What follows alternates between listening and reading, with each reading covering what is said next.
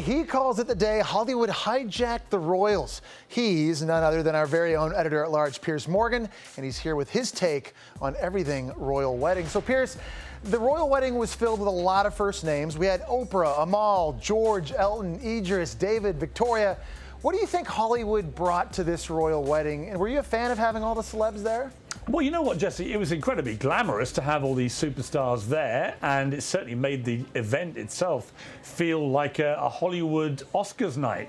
My only issue with it really was there was this weird juxtaposition between all these famous people right up the front, opposite the royals, and yet there was only one member of Meghan's family, her mother, sitting all alone. And it just seemed odd to me, and it still seems odd, and we discussed this last week, I know, that only one member of Meghan's family was at this wedding. You know, surely the rest of them can't be that awful that they couldn't be trusted to be in a church for an hour. So it struck me that it was the contrast, really, between huge stars and just this one poor lady, you know, sitting there as the representative of the Markles. Yeah, you would have thought that would have allowed at least her to bring like a yoga buddy or something, a +1. I mean, she's playing a big part of this wedding. Me. I was available. You would have gone. I would have gone. I would have flown over. I understand David Beckham's behavior. I understand that drove you nuts. Why? Well, look, mate, you can't chew gum in church, right? I mean, this is one of the most sacred chapels in the country, and there's David Beckham chewing gum. And Joss Stone, the singer, was chewing gum. And, you know, in the old days, back in like the 14th century, if you chewed gum in the presence of a monarch, you lost your head.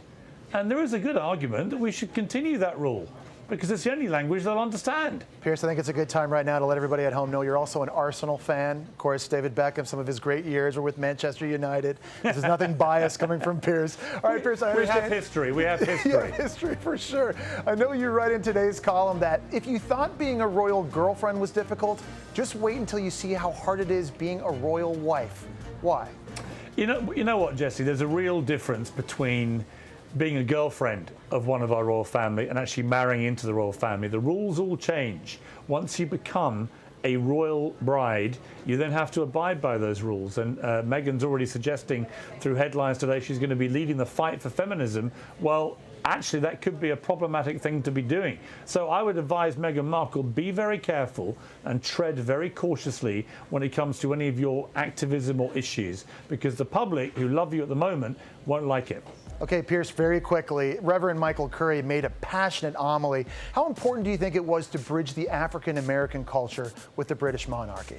Oh, I thought that was absolutely huge. I mean, be under no illusion, Jesse, most royal weddings in this country are completely white. You know, everybody involved in them is white. We've never had a biracial wedding like this with a biracial bride.